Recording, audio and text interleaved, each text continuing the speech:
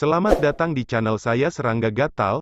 Jangan lupa di subrek, like and share. Mimin doakan semoga kita sehat semua. Oke, kita mulai. Pertempuran di kuil Jiekong membuat para biksu di seluruh dunia memahami betapa mengerikannya kekuatan tempur Sui. Itu juga membuat jiwa-jiwa yang mati itu merasa tertekan dan ketakutan. Karena dalam pertempuran kuil Jiekong, Sui tidak pernah menggunakan kekuatan reinkarnasi, dan kehilangan 4 roh mati di tingkat dewa berturut-turut, siapa yang tidak takut akan hal ini? Karena itu, ketika mereka mengetahui identitas asli Sui, Zutong dan 6 jiwa mati lainnya semuanya berubah warna dan segera menjadi waspada. Zhou Tianli dan yang lainnya juga tertekan. Mereka senang mereka tidak bergerak sekarang, tetapi mereka juga merasakan tekanan yang belum pernah terjadi sebelumnya. Melihat ke seluruh dunia, sangat sedikit karakter yang dapat menjadikan mereka seperti penjaga kuno Taoisme sebagai musuh kelas 1 mereka. Dan pemirsa tidak diragukan lagi adalah salah satunya. Dan yang paling berbahaya. Memang benar bahwa waktu telah berubah secara dramatis, dan Guanzu telah lama menjadi musuh publik dari jiwa-jiwa yang mati di dunia, dan dianggap sebagai duri di samping oleh sebagian besar kekuatan top. Tapi semua ini cukup untuk membuktikan betapa menakutkannya penonton. Jika Anda ingin menjadi orang biasa, Anda tidak memenuhi syarat untuk menjadi musuh dunia. Apakah pedang Taois ini dibuat oleh teman-teman Taois? Zutong menarik napas dalam-dalam dan bertanya. Sui mengangguk dan berkata, ya, Anda dapat yakin dan menekannya. Dia benar-benar ingin melihat apakah roh-roh mati itu bisa menekan pedang Dao yang baru saja dia tempa. Zutong menggerakkan sudut bibirnya dan menghela nafas, tampaknya itu benar-benar kesalahpahaman. Saya pikir sebelumnya bahwa roh mati yang membunuh klan Zhou, yang memurnikannya pedang Dao ini hanya akan direnggut, dan saya harap sesama Taois tidak menyalahkannya. Dia tampak sopan dan meminta maaf. Melihat ini, para penonton di kejauhan merasakan luapan emosi. Namun saat ini, di hadapan penonton yang sendirian, mereka jelas sangat ketakutan dan tidak berani main-main. Memang, pada saat ini, Zhou Tianli juga berkata, jika saya tahu sebelumnya bahwa itu adalah master penonton yang memurnikan peralatan, saya tidak akan bertindak gegabah. Tidak diragukan lagi, apakah itu jiwa mati dari tanah suci Nanli atau orang kuat klan Zhou dari klan Tao kuno, mereka semua ingin beristirahat dengan damai. Sui melirik semua orang yang hadir dan berkata, aku berutang budi pada Wang Pu. Satu kalimat membuat hati semua orang tenggelam. Zhou Tianli mengerutkan kening dan berkata, apa hubungan kematian Wang Pu denganku? Sui tidak menjelaskan. Dia mengangkat tangannya. Dentang. Gumpalan raungan pedang tebal bergema. Di bawah langit yang jauh, pedang Dao yang dikelilingi oleh 6 roh mati termasuk Zutong menghilang begitu saja. Saat berikutnya, pedang ini muncul di telapak tangan Sui. Pedang itu panjangnya 3 kaki 3 inci, dan bilahnya berwarna emas biru kuno. Dunia. Namun, pedang manusia baru, baik dalam bentuk, napas, atau pesona, sudah sangat berbeda dari pedang manusia sebelumnya. Saat pedang itu jatuh ke telapak tangan Sui, tubuh pedang yang bersahaja itu diam-diam dipenuhi aura kacau yang berfluktuasi seperti air pasang. Ledakan. Kekuatan pedang menakutkan yang tak terlukiskan menyelimuti dunia. Langit yang awalnya cerah tiba-tiba menjadi redup, kehampaan berdengung keras, dan penonton di kejauhan semuanya patah hati dan warnanya berubah. Zutong, Zhou Tianli, dan yang lainnya semuanya tampak serius dan waspada. Pengamat, apakah kamu benar-benar berencana untuk memisahkan kami? Suara Zhou Tianli rendah, matanya. Roh Allah. Sui mengabaikannya. Dia menatap pedang manusia baru di tangannya, dan ada perasaan aneh tentang hubungan darah, seolah pedang itu telah berubah menjadi bagian dari dirinya. Pedang ini secara alami memiliki banyak kekuatan magis, dan juga memiliki efek magis dari benda-benda suci yang kacau seperti Xuan Huang Fortune Fin, Wonderful Furnace, dan Jiu King Dao Fire. Rekan Taois, dunia telah berubah, dan dunia telah mengubah dunia. Saya memiliki niat baik di hati saya, dan saya tidak tahu memusuhi sesama Taois. Tolong pikirkan 2 kali. Ekspresi Zutong menjadi dingin. Mata Sui diturunkan, ujung jarinya dengan ringan menggosok pedang, dan dia berkata dengan lembut, balas dendam, mengapa aku harus berpikir 2 kali? Pedang dunia. 10 tahun mengasah pedang, Frostblade tidak pernah mencobanya. Untuk menunjukkan kepada raja hari ini, siapa yang salah. Dentang. Tampaknya merasakan ketidakadilan di hati Sui, dan ada erangan pedang samar dari pedang di dunia. Niat membunuh yang mengerikan, diikuti dengan mengaduk dunia. Pemandangan ini membuat Zhou Tianli, Zhu Tong dan yang lainnya terlihat murung. Jika Anda benar-benar berpikir bahwa saya menyerah dan berkompromi, Anda salah. Wanita berpakaian kuning bernama Ni Qiao tidak bisa membantu tetapi mengeluarkan suara dingin. Sikap Sui membuat mereka semua sangat tidak nyaman. Mereka berasal dari tanah suci Nanli, dan mereka telah menjadi tokoh berpengaruh di jalan menuju kenaikan sejak zaman kuno. Saat ini, mereka pikir mereka sudah cukup sabar dan menunjukkan niat baik yang cukup. Namun siapa sangka sikap Sui menjadi semakin kuat. Ini seperti mendorong hidung ke wajah. Sui tersenyum dan berkata, aku tahu apa yang kamu takutkan, jangan khawatir, aku akan membunuhmu. Tidak perlu menggunakan kekuatan reinkarnasi. Saat kata-kata ini keluar, atmosfer antara langit dan bumi ditekan dan menjadi sangat tegang. Penonton di kejauhan sudah mundur lebih jauh. Tangan di atas. Tiba-tiba, Zhu Tong berteriak. Dia mengeluarkan giok rui dengan cahaya sihir penguat, dan menekannya ke arah Sui. Pada saat yang sama, 5 roh mati lainnya juga menyerang. Ledakan. Dunia bergetar hebat, kehampaan kacau, dan seluruh kota Zihe bergetar hebat. Zhou Tianli dan yang lainnya berbalik dan pergi. Meskipun mereka berasal dari klan Zhou, penjaga kuno Taoisme, mereka bertanggung jawab atas semua jenis harta tingkat bulu, tetapi mereka semua berada di alam kenaikan, beraninya mereka melawan Sui dengan sembrono. Sui hanya menggelengkan kepalanya dengan ringan saat menyaksikan adegan ini, bisakah dia melarikan diri? Lengan bajunya membengkak dan pedangnya keluar. Saat jatuh, rasanya seperti jatuh dari langit, membakar langit. Ledakan. Ledakan yang menghancurkan bumi bergema. Serangan Zhu Tong dan roh mati lainnya tiba-tiba dihancurkan. Zhu Tong dan yang lainnya semuanya menderita serangan balik, sosok mereka terhuyung-huyung dan wajah mereka sangat berubah. Pedang Sui tidak menggunakan kekuatan reinkarnasi, tetapi kengerian dari kekuatan tersebut membuat mereka semua berbulu dan mati lemas. Perlu dicatat bahwa mereka juga telah meneliti dan mempelajari detail pertempuran kuil Jikong, dan secara kasar menilai itu. Kekuatan tempur Sui saat ini sebanding dengan karakter teratas di masa-masa awal alam bayi. Tapi sampai mereka benar-benar bertarung melawan Sui saat ini, mereka sangat menyadari betapa menakutkannya pemuda berusia 20-an ini. Ini tak terbayangkan, jika Sui menggunakan kekuatan reinkarnasi, apakah dia akan sempurna dan tak tertandingi. Tanpa menunggu reaksi Zhu Tong dan yang lainnya, Sui telah membuat pedang kedua.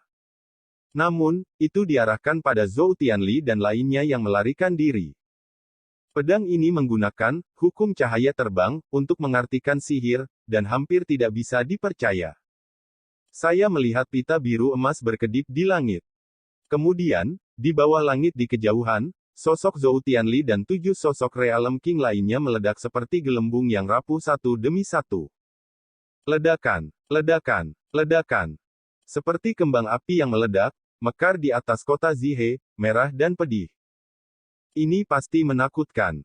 Catatan, dalam beberapa tahun terakhir, seperti Zhou Tianli dan yang lainnya, barang antik tingkat raja dunia ini, seolah-olah berdiri di puncak dunia.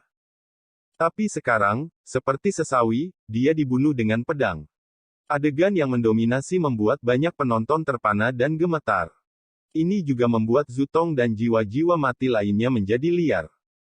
Sosok mereka tersebar, dan mereka langsung menggunakan metode pelarian untuk melarikan diri ke kejauhan. Kota.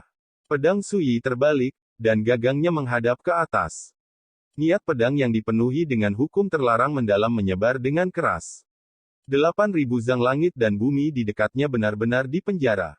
Dan Zhu Tong dan 6 roh mati lainnya semuanya seperti terjebak dalam rawa, seperti dihancurkan oleh gunung suci. Sosok mereka bergoyang, seperti mabuk, dan mereka tidak bisa lagi bergerak dengan cepat.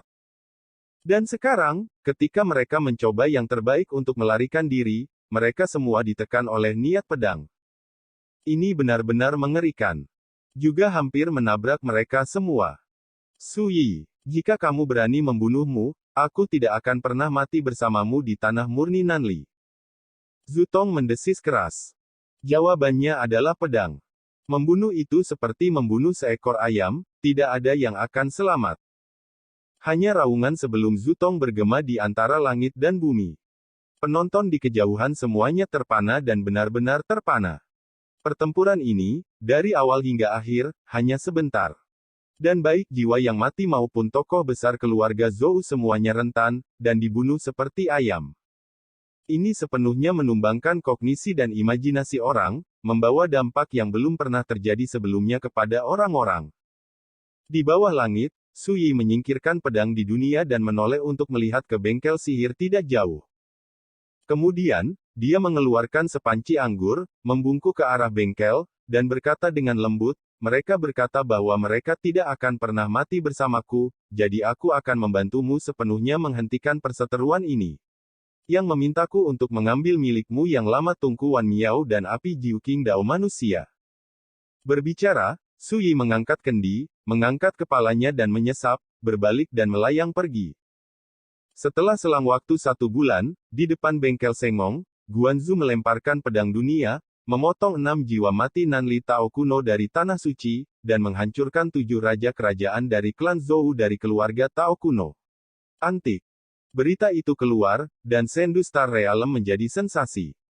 Sendu Star Realm adalah dunia bintang pertama di dunia. 6 penjaga Taoisme kuno dan sekelompok raksasa kekuatan bintang semuanya memiliki kekuatan yang didistribusikan di dunia ini. Ketika berita pertempuran pertama dari bengkel dewa keluar, segera diketahui oleh raksasa yang berdiri di puncak dunia ini. Untuk sesaat, pasukan teratas ini terkejut. Guanzu, seberapa kuat itu? Ini adalah kebingungan semua orang. Sebulan yang lalu, dalam pertempuran Kuil Jikong, penonton kehilangan 4 dewa berturut-turut dalam situasi 1 lawan 1. Dan hanya dalam 1 bulan, dia membunuh para dewa dan bayi seperti membunuh ayam dan monyet. Perubahan seperti itu membuat kekuatan teratas itu merasa ketakutan. Waktu telah berubah. Kupikir karakter seperti Guanzu ditakdirkan untuk dilenyapkan. Siapa sangka dia sedang dalam perjalanan menuju raja kerajaan, dan dia telah menjadi sangat kuat. Ada barang antik tua dengan nada berat, kalau terus seperti ini, apakah layak? Seseorang berbicara dengan getir. Tunggu, semakin mempesona kekuatan yang dia tunjukkan, semakin dekat dia dengan kematiannya. Seseorang mengertakkan gigi. Klan Zhou, pelindung kuno Taoisme. Patriark Zhou Huahe duduk di sana sendirian, ekspresinya suram seperti air. Di aula utama, sekelompok petinggi klan Zhou berdebat dengan diri mereka sendiri. Beberapa orang keberatan, percaya bahwa kita tidak boleh bertindak gegabah, jika tidak, hanya akan ada lebih banyak korban. Dua sikap yang sangat berbeda membuat perselisihan di aula menjadi sangat sengit. Bagaimana kalau aku jalan-jalan? Suara sejelas air terdengar di luar aula, menekan pertengkaran di aula. Aula tiba-tiba menjadi sunyi dan sunyi. Di luar aula, muncul seorang pria berbaju panjang polos, dengan sosok setipis bambu pinus. Leluhur. Semua orang, termasuk Patriark Zhou Hua, berdiri untuk menyambutnya. Zhou Hansan. Barang antik setingkat fosil hidup, sejak 10 tahun yang lalu, dia telah berada di area terlarang Feixian untuk membuktikan Taoisme dan alam kenaikan. Belum lama ini, saya baru saja kembali ke klan. Masalah ini selalu menjadi rahasia keluarga Zhou. Bahkan jika ada banyak spekulasi dan rumor di dunia luar, tidak ada yang tahu bahwa Zhou Hanshan telah kembali dari area terlarang Feixian. Patriark, bagaimana menurutmu? Di luar aula, Zhou Hanshan bertanya dengan nada lembut. Patriark Zhou Huahe menarik napas dalam-dalam dan berkata, sungguh memalukan bagi klan untuk mengalami kegagalan seperti itu. Tetapi di dunia sekarang ini, tidak bijaksana berurusan dengan Guanzu dengan segenap kekuatannya. Mengapa? Zhou Hanshan bertanya. Zhou Huaji menjadi tenang dan berkata dengan cepat, dunia sedang berubah secara dramatis, apakah itu tradisi Tao kuno atau kekuatan teratas di dunia, hampir semuanya berjuang keras untuk memperkuat diri mereka sendiri. Sejauh ini, tidak pernah ada satupun paksa pergi dan nyatakan perang dengan penonton. Jika kita mengambil tindakan, dan kita tidak membicarakan hasilnya, itu hanya akan menguntungkan kekuatan lain, dan tidak akan merugikan kita. Lagi pula, ketika dua harimau bertarung, yang diuntungkan adalah mereka yang duduk di gunung dan menyaksikan pertarungan harimau. Sebaliknya, selama kita bertahan untuk jangka waktu tertentu, pertama, kita dapat memanfaatkan perubahan drastis di dunia, dan kita dapat dengan cepat mengembangkan diri kita sendiri, dan kedua, kita dapat menunggu kekuatan lain untuk menghadapinya. Master penonton sebelum kita melakukannya. Tapi tidak apa-apa. Setelah mendengarkan, semua orang di aula menjadi tenang. Zhou Hanshan bertepuk tangan. Ya, saya berhubungan dengan seorang lelaki tua dari Nanli Purelen. Menurutnya, dalam 6 bulan ke depan akan ada 2 perubahan yang patut dicatat di dunia. 1. Di antara kekuatan teratas di dunia, semakin banyak pembangkit tenaga listrik akan menginjakkan kaki di jalan kenaikan. Kedua, dalam tradisi Tao kuno itu, akan ada jiwa-jiwa yang mati secara berturut-turut pada tingkat Taoisme yang muncul kembali di dunia. Semua ini berarti situasi penonton akan menjadi semakin berbahaya. Tidak ada kecelakaan, tunggu sebentar, dan akan ada pembunuhan tiada taraf terhadap penonton. Ketika semua orang mendengar ini, mereka tidak bisa membantu tetapi bersorak. Pada akhirnya, waktu ada di pihak kita. Nada suara Zhou Hanshan santai dan tenang, dunia berubah, waktu berubah, dan semakin besar perubahan drastis di dunia, semakin banyak manfaat yang akan kita, kekuatan teratas, dapatkan. Adapun penonton, tidak peduli seberapa kuat dia masih berjuang di alam raja. Semakin lama, semakin buruk baginya. Belum lagi, di dunia ini, yang paling ingin memecahkan penonton adalah para Taois kuno itu. Ketika seseorang direduksi menjadi musuh seluruh dunia, itu seperti seseorang yang berperang melawan suatu zaman, dan dia ditakdirkan untuk dihancurkan berkeping-keping. Ini adalah tren umum, mereka yang mengikutinya akan makmur, dan mereka yang menentangnya akan binasa. Pada akhirnya, Zhou Hanshan tersenyum dan berkata, tentu saja, saya tidak meremehkan Guanzu, dia memang sangat menakutkan dan sangat menentang, kalau tidak dia tidak akan dianggap sebagai musuh publik dunia. Tapi, betapa senangnya dia melompat-lompat sekarang, betapa sedihnya dia ketika dia dilikuidasi.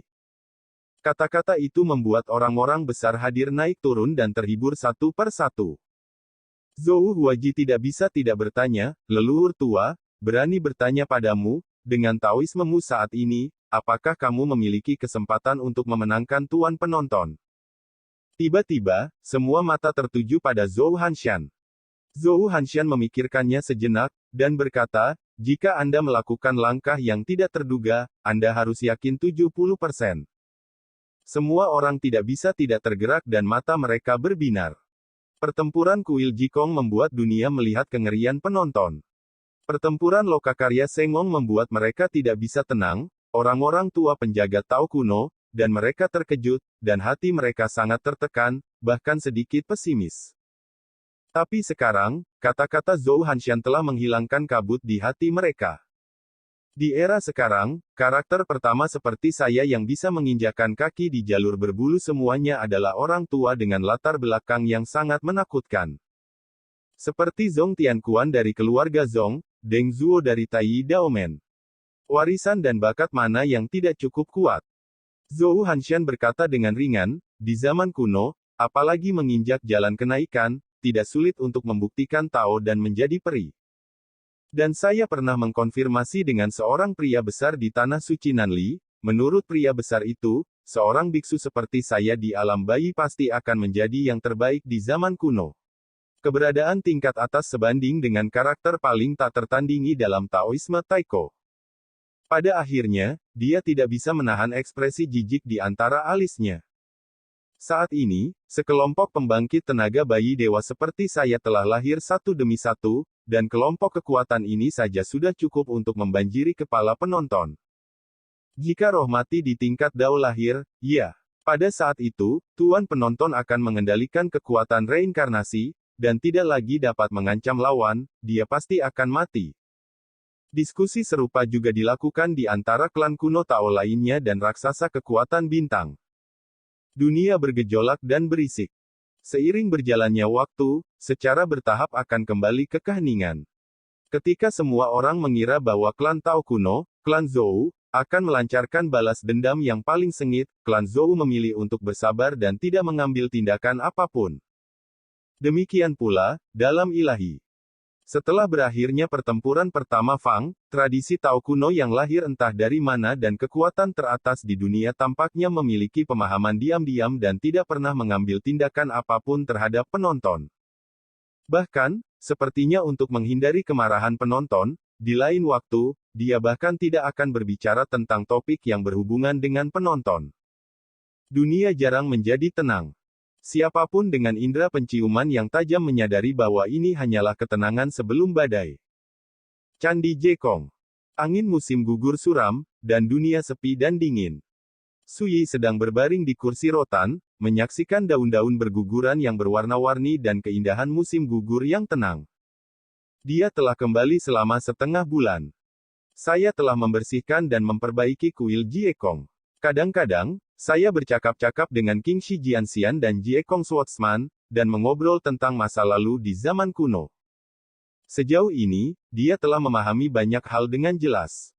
Periode primordial, juga dikenal sebagai era kiamat Dharma, bencana kiamat Dharma pecah, menumbangkan semua tradisi budidaya yang ada di dunia. Itu juga menghancurkan banyak pria kuat dari negeri dongeng. Saat ini, waktu telah berubah secara dramatis, setelah selang keabadian, jalan kenaikan akan muncul kembali di dunia, dan jiwa-jiwa mati yang terbangun dalam keheningan keabadian juga akan muncul satu demi satu. Ada raksasa yang dulunya adalah guru yang hebat, ada talenta tak tertandingi yang pernah menutupi suatu zaman, dan ada juga keturunan peri yang spesial dan misterius. Menurut spekulasi King Shi Jianxian, itu bisa memakan waktu paling sedikit 3 bulan dan paling banyak setengah tahun. He Dao Realem meninggal dunia, dan pada periode primordial, dia sudah dianggap sebagai orang besar tingkat atas. Yang paling penting adalah bahwa tingkat roh almarhum ini, yang hanya mengandalkan kekuatannya sendiri, dapat melindungi diri dari represi dari kekuatan reinkarnasi. Dengan kata lain, dalam pertarungan 1 lawan 1, dengan tingkat kultivasi Suyi saat ini, jika dia bertemu dengan roh reinkarnasi, kekuatan reinkarnasi mungkin masih membuat lawan ketakutan, tetapi tidak cukup untuk membunuhnya. Kecuali, kultivasinya dapat menembus ke alam yang lebih tinggi. Dalam hal ini, Suyi meminta King Shi Jianxian untuk menggunakan kekuatan alam Dao untuk memastikannya. Pada akhirnya, ditemukan bahwa kecuali kekuatan pertahanan roh He Dao Realem dipatahkan, ancaman kekuatan reinkarnasi terhadap lawan ini telah sangat melemah, dan mereka tidak dapat lagi diserang. Waktu memang semakin ketat. Suyi dengan lembut mengusap alisnya. Khawatir ditemukan oleh masalah. Biksu Kongzhao datang, duduk di satu sisi lantai, mengeluarkan sepotong kaki babi hutan yang baru dipanggang, dan berkata dengan sembarangan, "Saya takut bola, ada leluhur saya dan King Shi Senior sedang duduk di sini, siapa yang berani membuat masalah?" Sword Immortal King Shi dan Sword Mong Jiekong, yang sedang minum teh dan bermain game di istana, menggerakkan sudut bibir mereka, dan mereka tidak peduli untuk memperhatikan, jadi mereka tidak mendengarnya. "Bagaimana kamu bisa tahu aku takut?" Suyi tidak memiliki suasana yang baik. Beku Kongzhao bertanya, "Lalu mengapa Anda duduk di sini setiap hari?" "Jantung." Suyi menjawab dengan ringan. "Saat Anda bergerak, hati Anda seperti bagian depan, dan saat Anda diam, Anda seperti batu giok. Perbaikan pedang, jadilah seperti itu. Bangkitlah hati burung, menurut saya, Anda kesepian, biksu, saya mengerti Anda, siapa orang normal yang mau tinggal di kuil ini di mana burung tidak buang air? Dunia bunga yang tidak baik, atau apakah keindahan dan anggur dan makanan lezat tidak harum?" Biksu Kongzhao sangat emosional. Penulis bersama, bukankah mereka orang normal? Pada saat ini, sebuah suara lama terdengar di luar kuil. "Nyonya Li Zong, atas perintah Nona, datang untuk memberi penghormatan." Sekian dulu updateannya, tunggu lanjutannya di channel saya Serangga Gatal, di subscribe ya guys. Terima kasih.